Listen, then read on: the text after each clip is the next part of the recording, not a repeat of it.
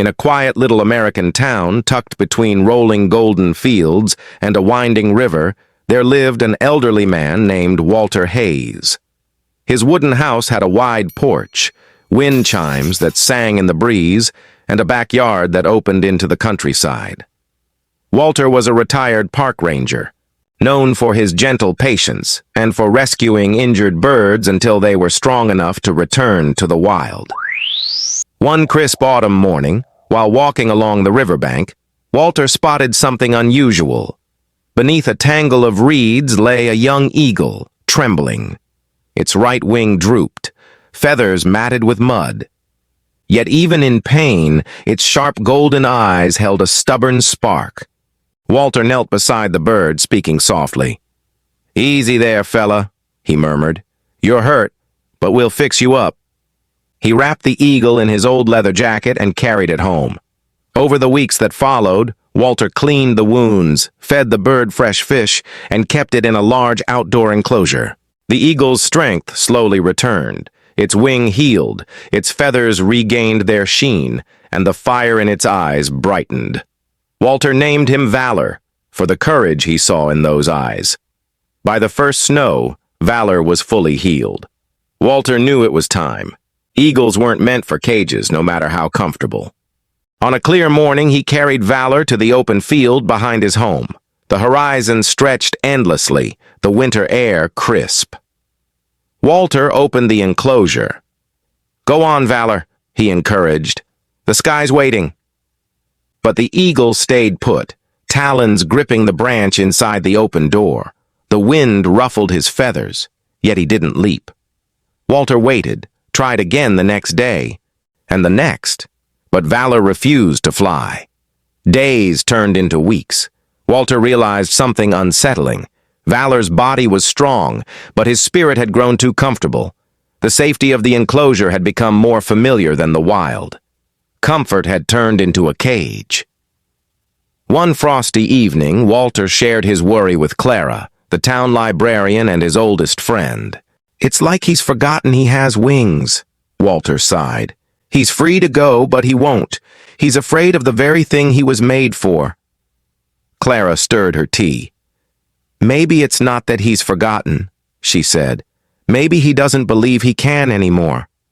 Comfort feels safe, but it can steal the courage to live." Her words struck deep. Walter had seen the same thing in people. Neighbors who stayed in jobs they hated, dreamers who never pursued their passions, folks who traded adventure for the familiar. He realized that if Valor was to fly again, he'd need a reminder of who he truly was.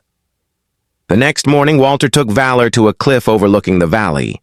The wind here was strong, rushing through the pines like whispers from the sky. He carried the eagle to the edge and looked into his eyes. "You were not made for cages," Walter said. "You were born for the sky, and it's still yours, if you choose it." He tossed Valor gently into the air. For a moment, the eagle panicked, wings flapping wildly. Then instinct returned. His wings stretched wide, catching the wind, and suddenly he was gliding, rising, circling. Walter watched, eyes glistening, as Valor's cry echoed across the hills, the sound of pure freedom. But then, instead of vanishing into the horizon, Valor returned. He circled above Walter 3 times, almost as if to say thank you, before disappearing into the golden morning. Spring arrived, and Walter often wondered about Valor. Then one day, while tending his garden, a shadow swept across the ground.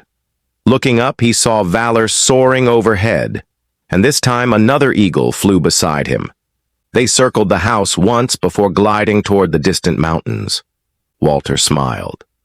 Valor had not only reclaimed the sky, he had found his place in it. Years later, when Walter passed away, Clara told the story at his memorial. "We all have wings," she said, "not made of feathers, but of dreams, talents, and courage.